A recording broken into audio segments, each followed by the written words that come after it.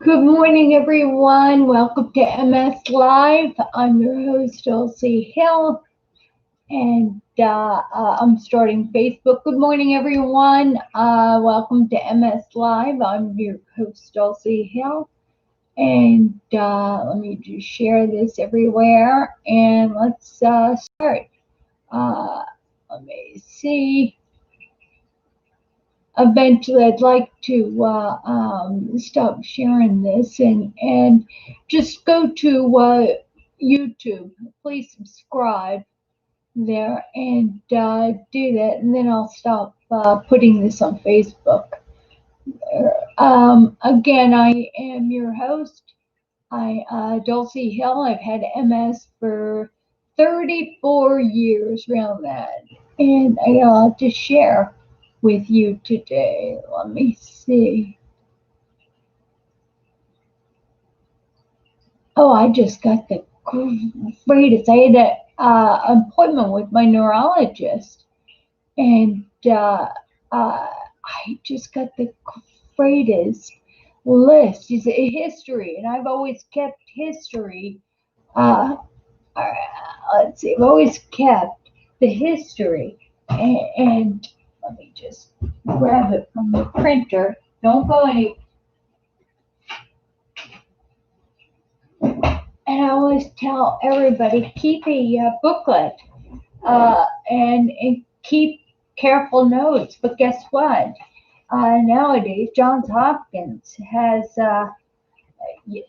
this last interview or this last teleconference I had was amazing. I read the notes that she sent to my general practitioner, and it's got the list of medications I've and symptoms I've had since 1984.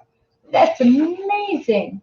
The tests I've had, the medications, beta-seron, Copaxone, Avonex, Navantrone, Avonex, Tisabri, Gilenya, and Rituximab. Hi, Diana. Hi, Sharia. You're here. Good morning. Good morning. Good morning. Good morning there. Um, it just that is, and then it has a list of tests I've had, how many times I've had MRI, and unfortunately this only covers let's see, 2005. Oh my gosh, they got me every year. They got me every year since 2005. All right, who's the fool? Good morning, Karen. You're back. Yes.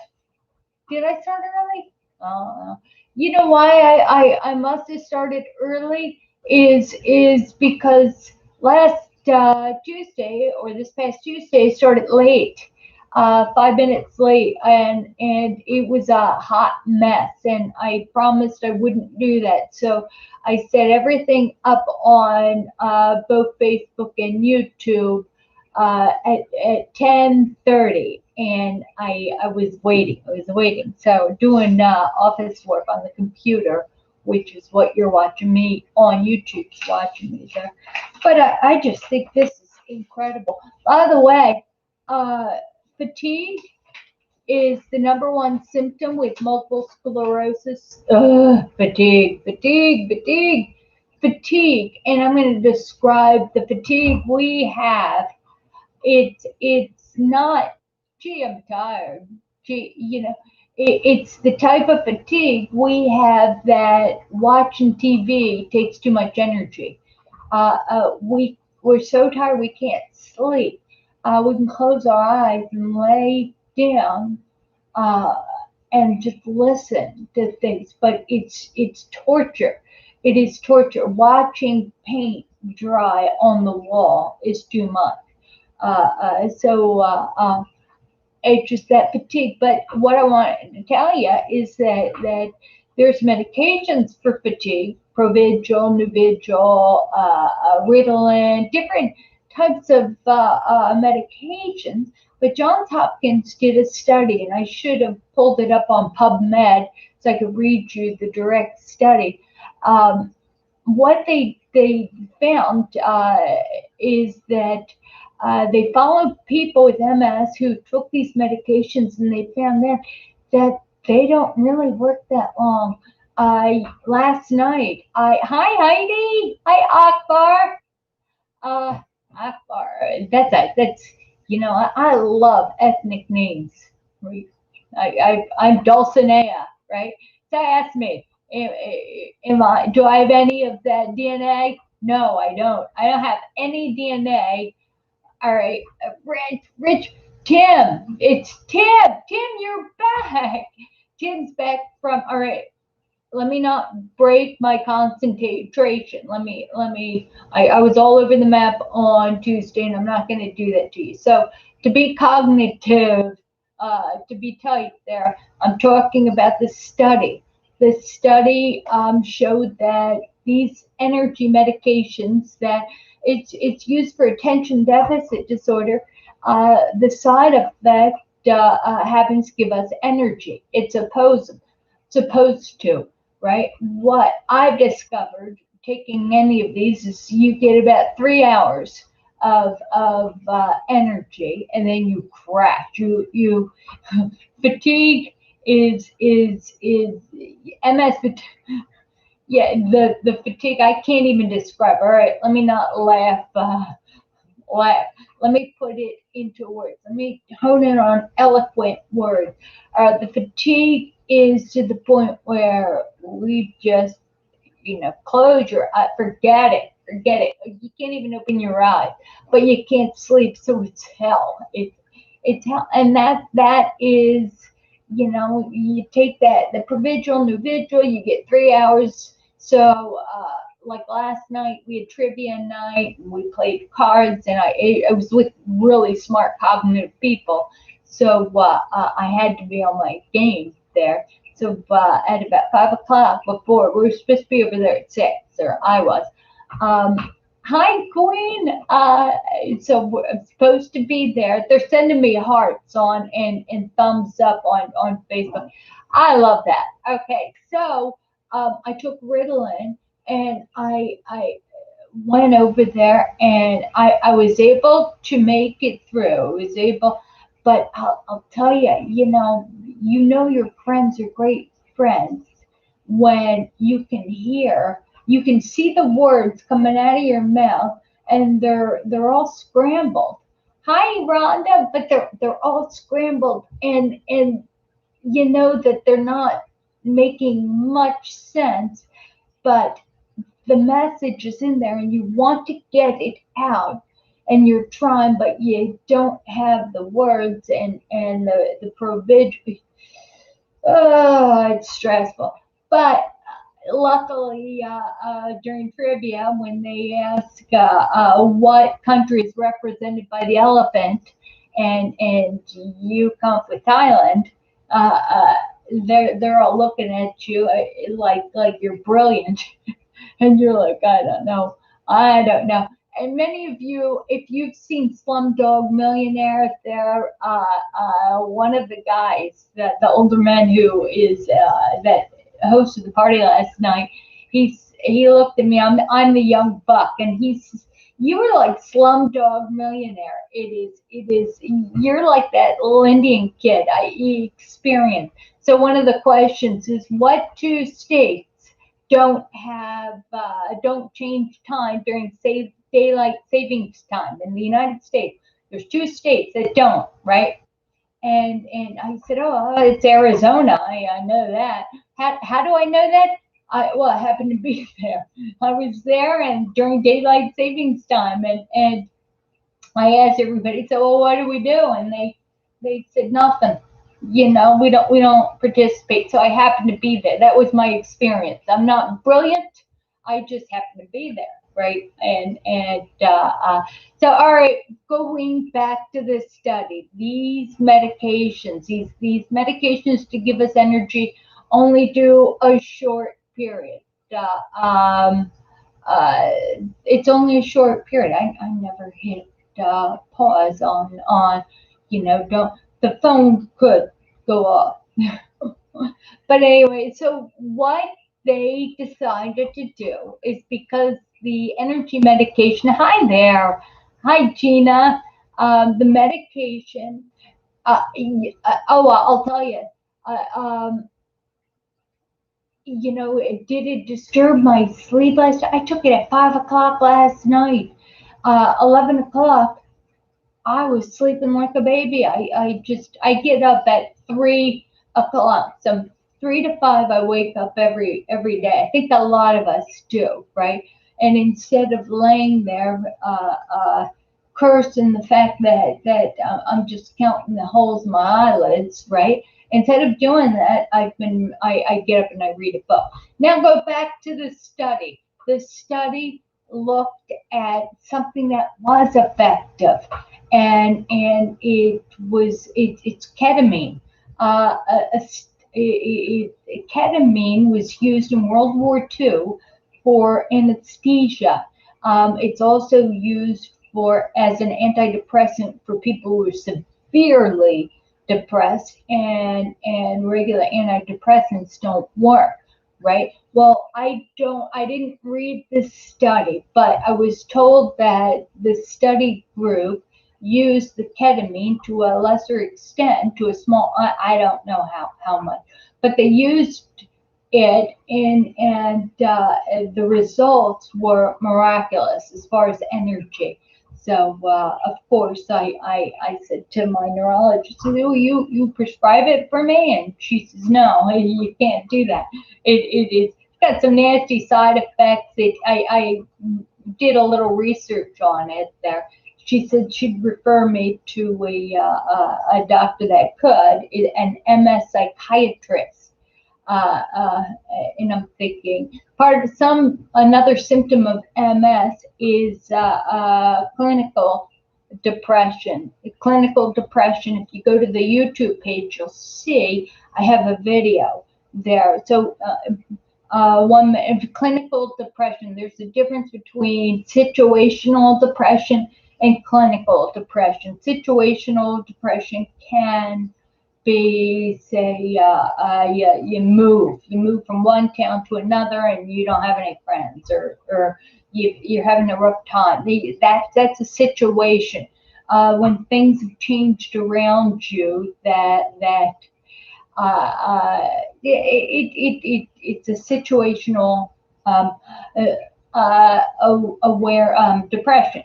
Now, clinical depression, which I have experienced, can happen with MS. Clinical depression is when, and luckily I'm logical, it's when everything around you is going the exact same, and yet you don't feel anymore. You don't feel, you just, there's no point. There's no point to anything. You feel like everybody you've ever loved and you ever cared for has gone down an airplane and died. So there's no point. And why? Your love of everything is gone there. When I had that, I called my general practitioner, I called my neurologist, and I said, look, I've got an expiration date. You've got, uh, uh, actually, I said, you've got 3 months to get me where I don't feel like dying. And it's not, and what's so wonderful about me experience this clinical depression is that I started to understand that suicide for everyone, for suicide for some people, isn't a selfish act. It's like taking a vitamin. It's like enough. It's like having a cocktail. It's a break in this pain, you know. So if you have MS, there, uh, uh, you can actually experience this clinical depression, this really bad depression, in which case you have to be logical. You have to get a piece of paper and a pencil and write down, where is this depression coming from? Does it make sense? Is it situational or is it clinical? And no matter what it is, you call your doctors and let them know. Don't call suicide hotline. I mean, yeah, call it, but if it'll keep you from doing it, but definitely call up because God fearfully made you, perfect. He wove you together in your mother's womb. So you've been given the gift of life. So we're not supposed to take it. Uh, uh, yes, if you're, but Gina, I'm getting questions. Gina's asking me a question about depression. It is, it is good to be aware if you have depression. Some of the symptoms: you don't feel like eating, you don't feel like cooking, you don't feel like moving. You're fatalistic. You're sleeping more often. Uh, uh, you don't want to go out. You just don't want to. What I used to think is that I knew situational depression. If it was situational depression, I knew if I could, lack of appetite, right? I could get on an airplane and go someplace and have a good time. If it's clinical depression, I don't want to go anywhere. It's, why go someplace that I'm going to feel miserable there and I feel it here. So definitely, if you have MS, there, uh, uh, just don't be afraid to call your doctor. Anyway, the severe depression, I take 150 milligrams of Zoloft. That's high. That is, I have to get 2 prescriptions. That is unbelievably high. There. Hi, Melissa. Hi, Kara. My cousin, Kara, and then David. But that's a lot of antidepressants, and it works there. Let's see. Yeah, depression, especially when you have MS, because if you're in pain, there's so much we can't control, and we may be thinking we're controlling it there, but subconsciously we're depressed. We don't feel like we did the laundry. Forget, what's the point of doing the laundry anymore? So you have to be aware of that.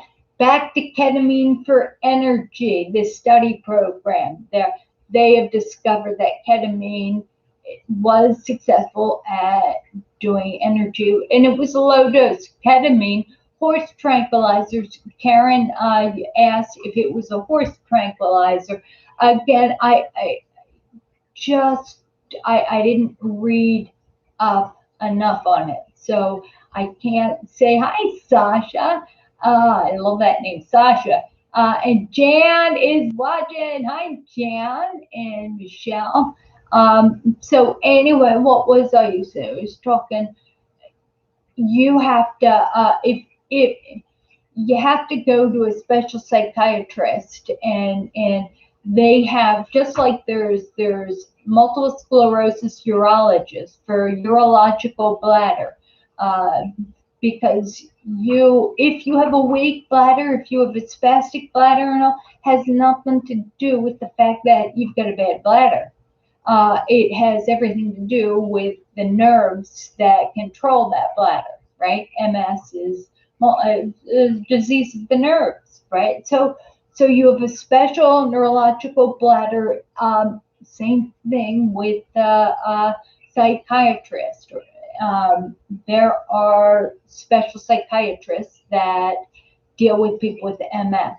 Now, I have my neurologist said, let me send you to the John Hopkins MS psychiatrist. And I thought, forget that. I'm good. And also, I emailed her. I said, did she? Yeah, it's got side effects. I don't know. And she emailed me back and she says, Dulci, talk to him. Information is power. I forgot myself. I forgot. What do? I gather information. I report it to you. So I apologize to everybody here for thinking about myself and thinking, I don't want to go to a psychiatrist. Oh my God, when the neurologist can give me these antidepressants. So my general practitioner. So what should I do? I should call. She says, knowledge is power. Yeah, Descartes said it was an ancient Greek. He said, no, ancient Latin. I think, therefore I am. How can anybody think without gathering information? I've and yeah, I apologize. So anyway, I'm gonna email him as soon as I'm done. I'm gonna call and make an appointment. Maybe we can do it through the video. Anyway, so and it's a good thing if he gives me this medication, and the idea is that I'm not in the mood. It's like gabapentin. Yeah, I think the what it goes to treat is less painful than the side effects for me. Um, uh, so I'd rather have the paresthesia. I'd rather have just the burning sensation. The I'd rather have that because that's acute. The Yeah, forget it. There. So ketamine, it was used as a painkiller in World War II on the battlefield. So and Karen just chimed in that it may be used as a horse tranquilizer. I can't verify that or whatever. But what they did see is that it did give people energy, and that's pretty exciting.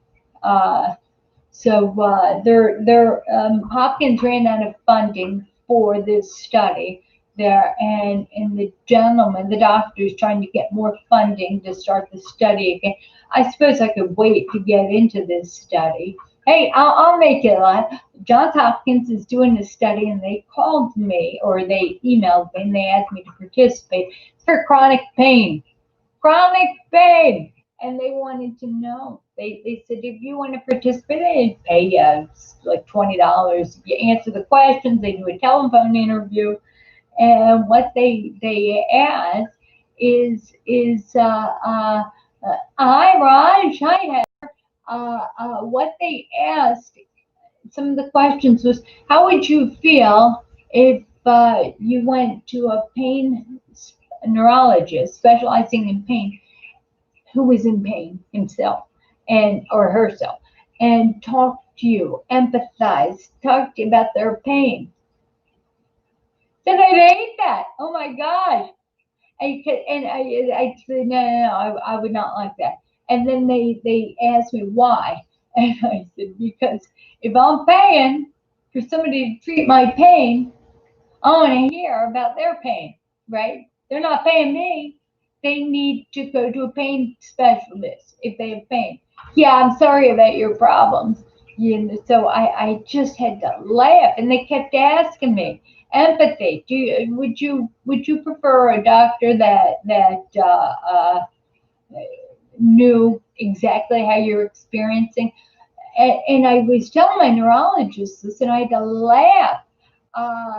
Good morning, Nikki. I had to laugh. I said to my doctor, who is amazing, I said, if you had MS, I wouldn't be going to you. I feel it just, yeah, no. Of course, if yeah, it's I'm to a point where I need people who are smart and are clear. And remember, I was just talking about not being out last night and not being able to communicate as sharp as I wanted to, and I don't know. So I don't need that from a doctor. A doctor's telling me, Yeah, I like telling. Could you imagine telling a neurologist, "Well, I'm not walking real well, and I'm spastic and everything," and the neurologist says, "Oh my gosh, I know exactly how you feel. Sometimes I get so spastic I fall over." Man, you just sit there and your jaw would drop. It's like, "Hi, Chris." It's the camera. I don't know. I don't know. I don't know. I was going to get my hair cut, my hair done, but I'm thinking that COVID taught me that I can go to the hairdresser every 6 months, right? Why, uh, why run to the hairdresser every 2 months or every, it's pointless. Roots are in. Roots are in. Yeah, they see this is natural. Back here is natural. And I got a little bit of roots coming in. The blonde highlights are fake, but that's all right. But you're very sweet. Thank you. Smoke and mirrors, right? Smoke and mirrors. And lighting, too. Lighting. All right. Yeah. You see this light down here? Light. There. Smoke and mirrors. You're supposed to have light underneath of it. It makes you look better. There. My chicken. I don't know. Hey, you wouldn't be so concerned about how others thought of you if you realize how infrequently they did. Uh, it's on Tuesdays and Thursdays. I do the studio makeup. I've got my eyebrows are too dark. I've got too much makeup uh, uh, on, thank you, Bill. Yeah, it just I go around. I have to laugh because this here is a persona. Those of you who know me in person, Phil, you have to laugh at me. When you know me in person, you're like, you should be as awesome as you are in MS Live. But again, I'm only hosting. You guys are are the superstars. Um, yeah, you guys. I've got nothing. I have what I have is experience. I've got 6 pages, according to Hopkins. There, 6 pages of experience there that I can tell you about dealing with different symptoms, and on my YouTube. Hi there, Sherry. On my YouTube channel, it's how you get through that.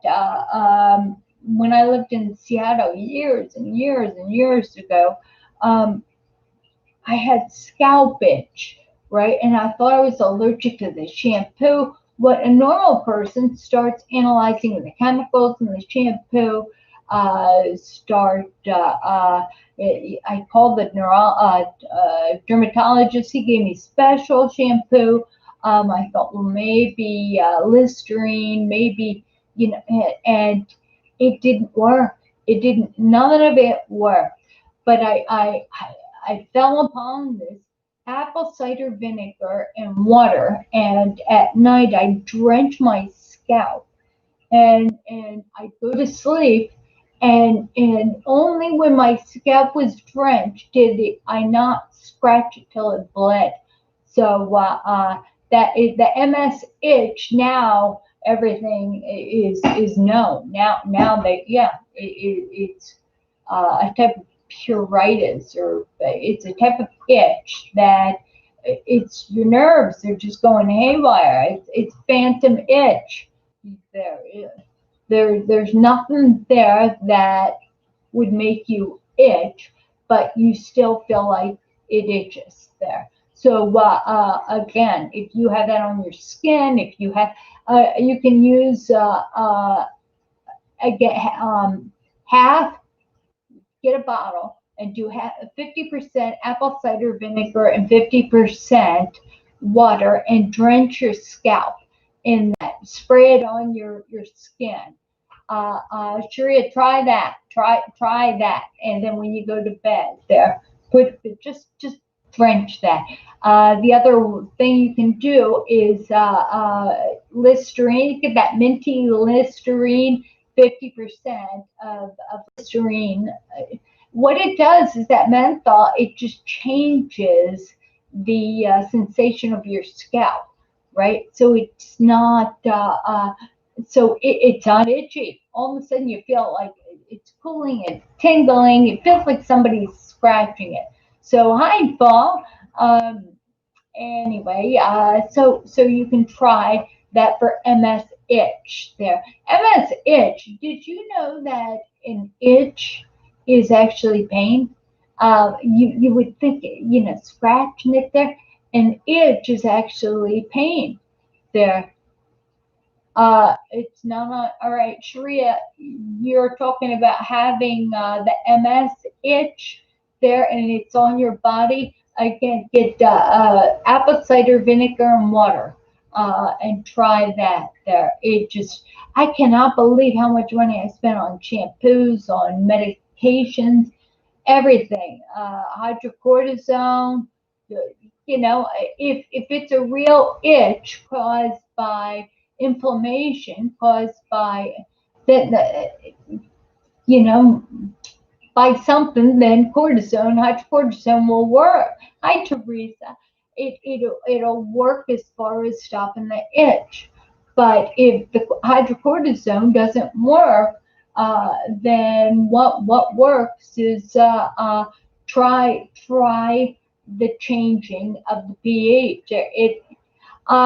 Tim talks about antihistamines work, but if it's an antihistamine, like Benadryl, taking that kind of stuff there, then you probably have something really, an allergen. There's something that is bothering you.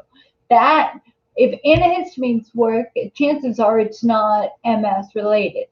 Uh, um, if it is, if there's no reason, it's no reason that you're scratching, and I scratch till I bleed. I've got the sharpest nails in the world. I got to keep them really, really short because, I mean, my husband won't even ask me to scratch his back because, I don't scratch an itch. I surgically remove it. But anyway, so what you want to do is again the pH, changing that pH, doing it's kind of like what, like this there. If you throw a different sensation at the pain, the symptom there, like the itchiness there, it kind of confuses the nerves. It's like, oh, I'm not feeling pain or itch anymore. They're feeling tingly, and your brain just uses it as comfort. Give that a try, and come back and let me know if it works. Again, I have that video, MS itch. It worked. I discovered that in 1997. Oh my gosh, it was the greatest thing. And problem is that you'll go 10 years without having, say, an MS itch. You'll have that, and all of a sudden, you have it. You forget what took care of it. And that's why we need these groups. That's why we need the support. So, for Chris or Sharia, you might say, yeah, oh my gosh, I'm dealing with this MS itch, this scalp, and you'd say, well, why don't you use apple cider vinegar? You know what? You're right. I just, so it's good to be reminded. Again, I'm human, you're human, we're all human. And I'm only a host of this show, so I can give you give you some symptom relief there. So MSH was the big thing. Let's continue to tick Duraloo, or what is it? Tick neuralgia. It is called trigeminal neuralgia. That is when you feel like an axe is going. You know, like Psycho. Just 1 minute here.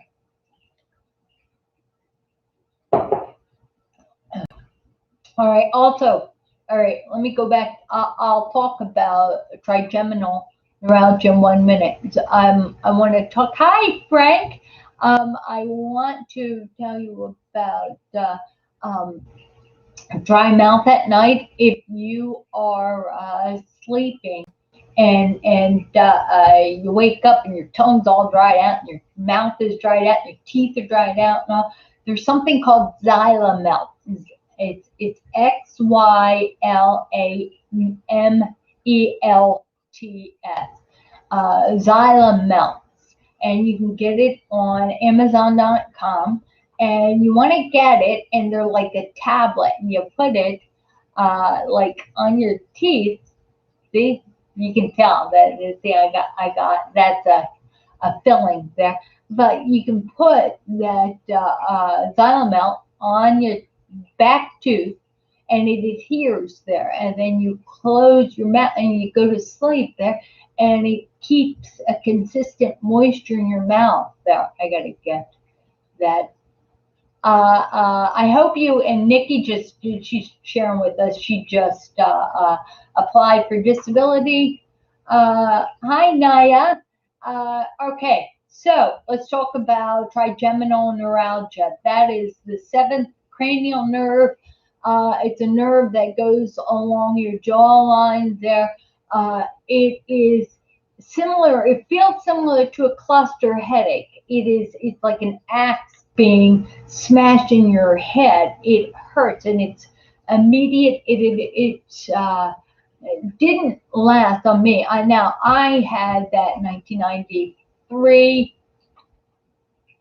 No, I had that in 94, 95. It was, boy, I can't remember, but it was so bad. Back then, they didn't know trigeminal neuralgia was associated with MS there.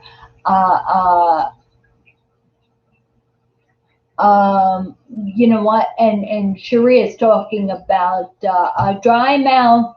If your mouth is not moist at night, there, your teeth need moisture, and you'll lose them. You'll lose them there. So anyway, that trigeminal neuralgia, that headache, and what I had to go down to the library. I remember sitting at the Medford Library and reading all about headaches, because nobody knew what was causing that, and I discovered that I read trigeminal neuralgia. Back then it was tic Duraloo, tic neuralgia.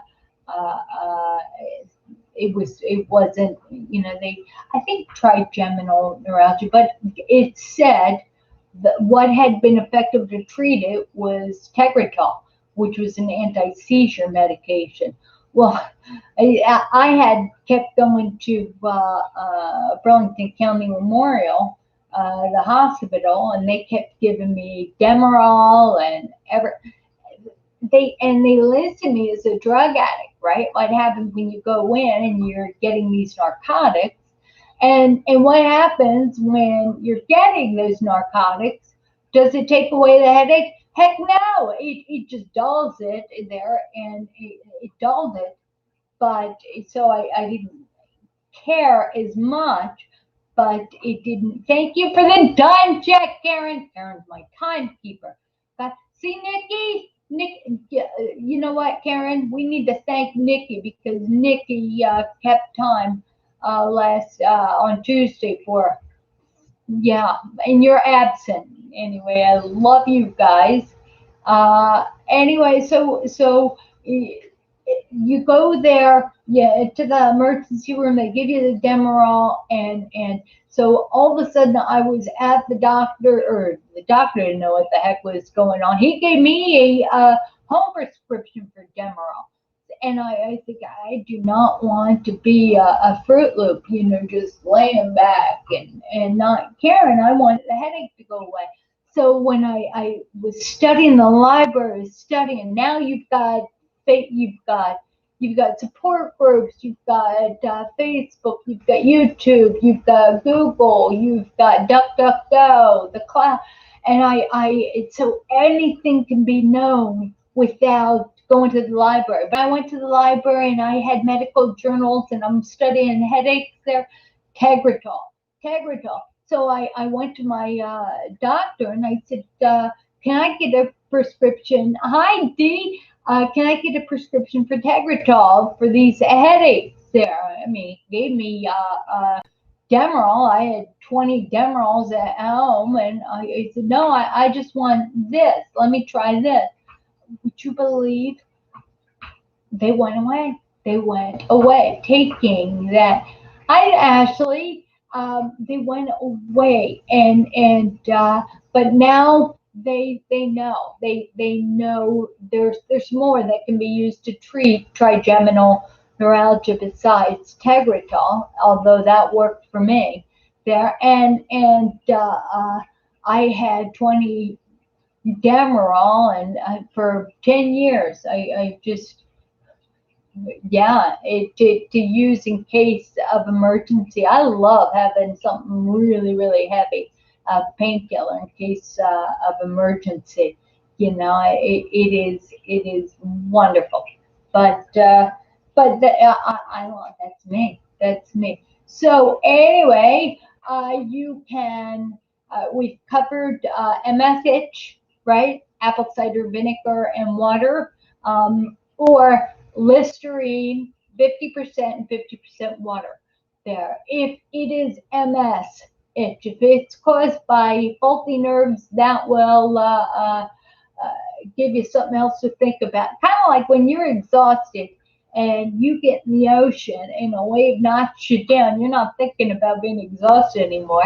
You're not, yeah, miraculously, it works better than anything. It's just, nothing like a cold wave, spinning you around like a washing machine. I love the ocean. Hadn't been down there this year. There. Hi, Amy. Anyway, so all right. So we covered that. We covered trigeminal neuralgia.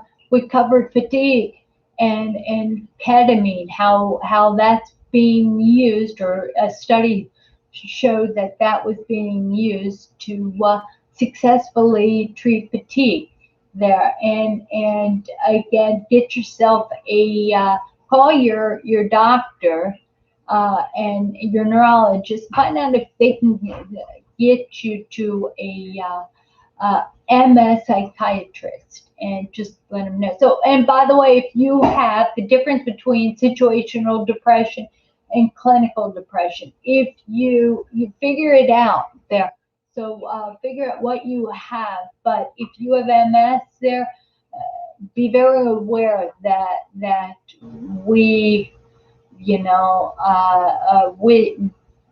are victims of depression.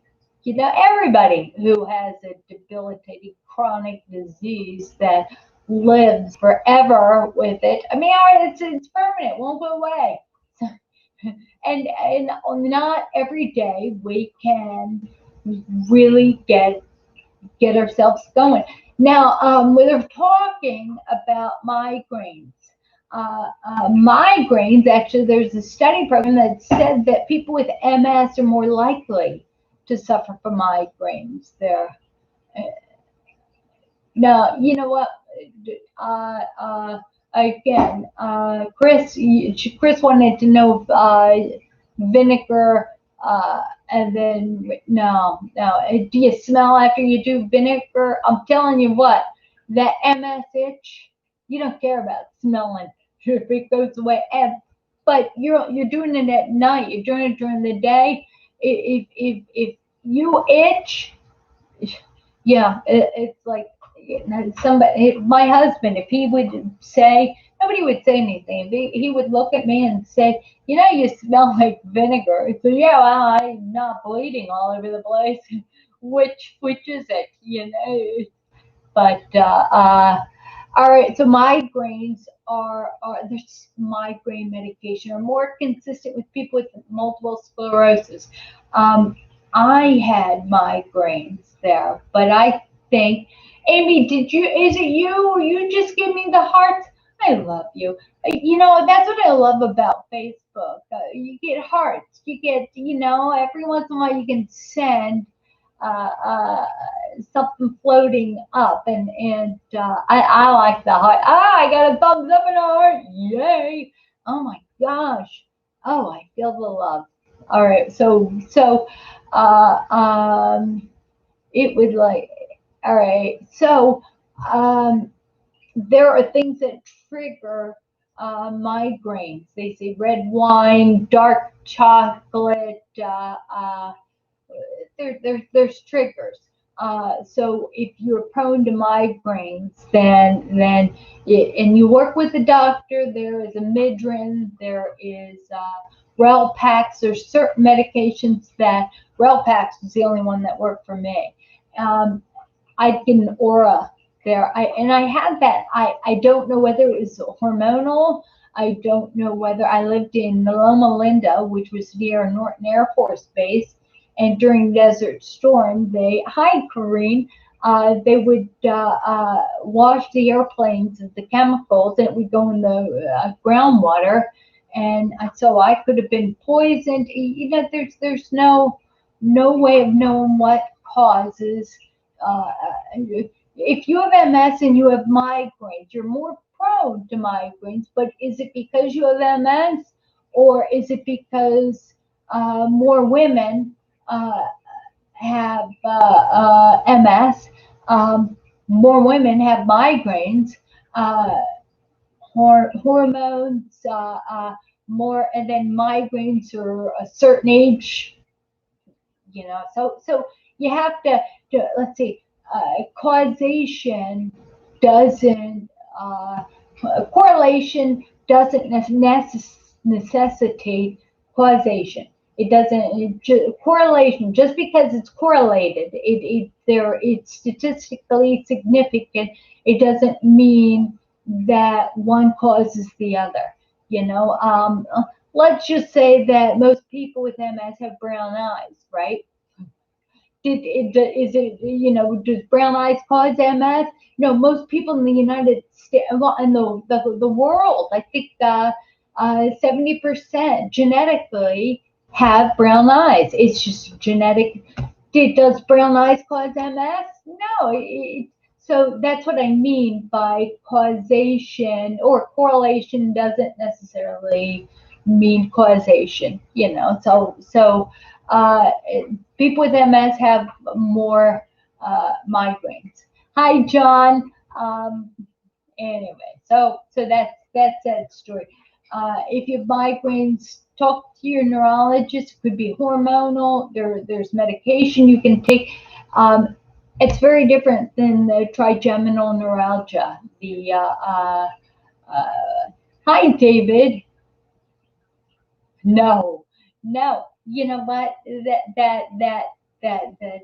know, yeah, yeah. No, I'm not even going to read that there. Brown eyes are beautiful, beautiful there. But so are blue or green eyes. My husband has hazel eyes. You know, it just. Speaking of, you know, I laugh at the DNA. My DNA, I still. Oh, Kelly, you gave me a heart. Did you? Was that you giving me a heart there? Oh, I love that. I love that. Yeah, I wish you guys on YouTube could give me hearts. Thank you for the dime check, Karen. 145. Uh, yeah, 11:45. Okay, so I have been 4 minutes. I guess I started 4 minutes early because I see that. But all right, so blue eyes. Ronnie and I have the blue eyes. Oh, we're talking about DNA, and I was talking to my mom, and she says, "I don't know who your mother is because she only is like 10% Scottish, and I'm more Scottish than my mother, and that is very. So Tim, I'll let you know. She says that we're majorly English, right? So she is right. She's English, Irish, and she's English and Irish and Scottish, a little bit of Scottish, right? Well, I am mostly Scottish, mostly German, and Polish, Russian, the other quarters, that Polish, Russian, Hungarian, Ukrainian, that area there. So I do come from. Thank you. Oh, you guys. All right. So anyway, so why do I have my eyes are actually hazel. They're a true hazel, like as in a hazelnut. They're kind of like milk chocolate color. They're not dark brown there. And she did. You know what? It's interesting. She did the DNA test, but I did the DNA through Ancestry.com. And what's fun about Ancestry.com is that every time they make it more exact, they retest your DNA and they're able to get more specific. So I had that done. I think there's something that's also kind of amazing is that if you have a sibling, your sibling, like I have a brother, my brother can be a different parts of my parents, each parent's DNA. So just because, say, I'm Scottish and German and Russian, right? He could be mostly Irish, Hungarian, and English. He may be that specific, so we don't even have to share a lot of the DNA, which would explain a lot. There, he's I don't know. He's got like bluish green eyes there. His eyes are cool. It's when he can wear the blue shirt and his eyes look more blue, or he can wear green and his eyes look more green. It is all right. So, oh my God, Sherry. All right. Sherry's talking about her eyes being so dark brown, they're almost black. That Yeah, my mom did the DNA test, but she did Forever 21. Uh, there's different companies that do DNA tests, but always the bridesmaid, never the bride. I always do. I've always done second best.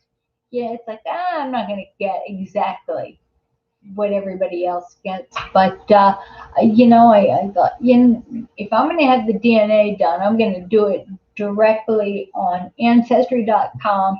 And they have sales there, and it was like $50. But I don't know. I must have forgot myself. I actually did it because I love history. I love studying history. And to me, reading about it made me feel a little bit more vested. It's like, oh my gosh, all right, now all of a sudden Braveheart, watching that movie, it's like, yeah, it's my people. It's funny. It's like, okay, all right, even though it's crazy. Sharia, let's see. You know what? Just sometimes on that Ancestry.com, what you can do is they'll have a package there. You can get purchase say 5 of them for like a $200 or $150, and then send them to different people there. If that would be fun to yeah, it's a nice Christmas present or something for people who have everything. That's a wonderful Christmas present. Anyway, all right. I know that it is. All right. So, what else can we talk about today? We'll go back over ketamine. I think it's called. Hi, Alita. Aledia. Aledia. Pretty. Aledia. All right. Xylocaine. No, xylocaine. Xylocaine is no, xylocaine is something you spray on painful joints. All right. Oh no, I said that. Ignore that. That. All right. You can tell I'm running out of things to say. Gwendolyn. Hi. I love your name, Gwendolyn. It's a thank you. Thank you for tuning in. Again, don't forget that you can also go on to MS Front. I'm sorry, MS Frontiers. YouTube. Go to my YouTube channel and subscribe and participate in the chat there. Also, you can go to msfrontiers.org and check out the resources we have.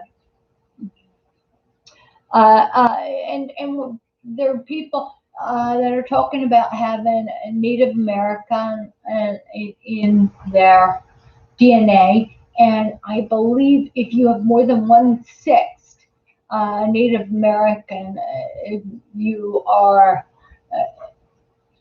qualify to get some of the Indian gambling benefits. But look into that. If you have more than 1/6,